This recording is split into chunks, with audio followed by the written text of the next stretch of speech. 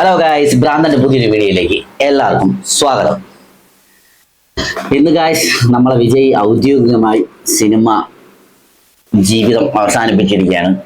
പുള്ളി രാഷ്ട്രീയത്തിലേക്ക് ഓൾറെഡി നേരത്തെ രാഷ്ട്രീയത്തിലേക്ക് കടന്നു.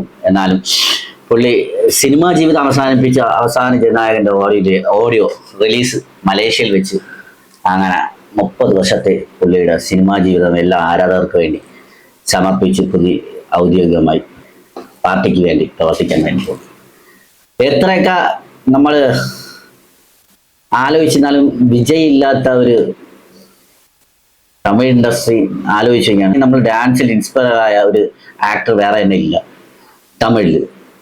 തമിഴ് സത്യം എനിക്കെന്നാൽ എൻ്റെയൊക്കെ കുട്ടിക്കാലമൊക്കെ ആഘോഷിച്ചത് വിജയുടെ പാട്ടുകളാണ്. സത്യം തുള്ളാതമനം തുള്ളും, യൂത്ത്, ഭഗവതി, കുശി, പിന്നെ ഒരുപാട് പാടുണ്ട്. തിരുപ്പാച്ചി, ശിവകാശി, പോക്കിരി, അങ്ങനെ ഒരുപാട് പടം. എല്ലാ പടത്തിനും സത്യം പറഞ്ഞാൽ ഓപ്പൺ ഷോയ്ക്ക് ഞങ്ങൾ പോയിട്ടുണ്ട്. ഞങ്ങൾ ഭയന്മാരെല്ലാവരുമായിട്ട് പോയി ആഴ്ച പൊളിച്ചത് നമുക്കിപ്പോഴും ഓർമ്മയുണ്ട്.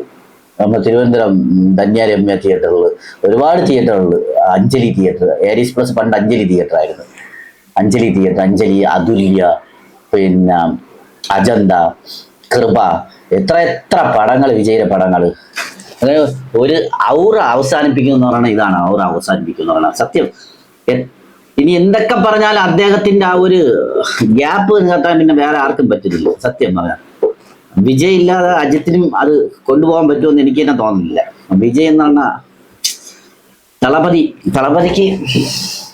ഇല്ലാതെ നമുക്ക് നോക്കാം കാഴ്ച എന്താണ് സംഭവിക്കുന്നതെന്ന് നമുക്ക് കണ്ടറിയാം. എന്തായാലും പുള്ളി രാഷ്ട്രീയത്തിൽ കയറി. എന്തായാലും രാഷ്ട്രീയത്തിൽ നല്ല പുള്ളിയുടെ നല്ലൊരു ചുവടുവെപ്പാണ് നടന്നത്. TVK തമിഴ് വെട്രി കഴകം എന്ന പാർട്ടിയുമായിട്ട് പുള്ളി മുന്നോട്ട് പോയത്. എന്തായാലും എനിക്ക് ഉറപ്പുണ്ട്.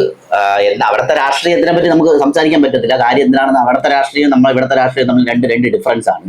എന്താകുമെന്ന് നമുക്ക് കണ്ടറിയാം. എന്തായിരുന്നാലും വിജയ് നല്ല രീതിയിൽ പൊളിറ്റിക്സിൽ കയറി വരുന്നുണ്ട്, 100% കയറി വരുന്നുണ്ട്. അത്രയ്ക്ക് ആരാധക പിന്തുണ തന്നെ വിജയ്ക്കുണ്ട്.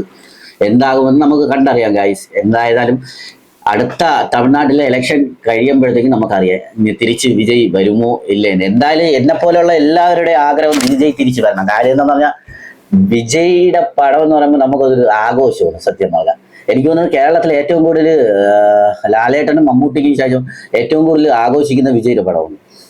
വേറൊരു തമിഴ് ആക്ടറിന് അങ്ങനെ ഒരു ആഘോഷിക്കാനായിട്ടുള്ള ഒരു സംഭവമില്ല. വിജയ്ക്ക് മാത്രമേ അതുള്ളൂ. സത്യം പറയാം വിജയുടെ പടത്തിന് മാത്രമേ അത്രയേ ഉള്ളൂ.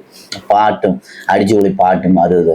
ഇപ്പൊ ഏറ്റവും കൂടുതൽ എന്നെ പോലത്തുള്ള ആൾക്കാർ ഏറ്റവും കൂടുതൽ ആഘോഷിച്ചിട്ടുള്ളത് വിജയുടെ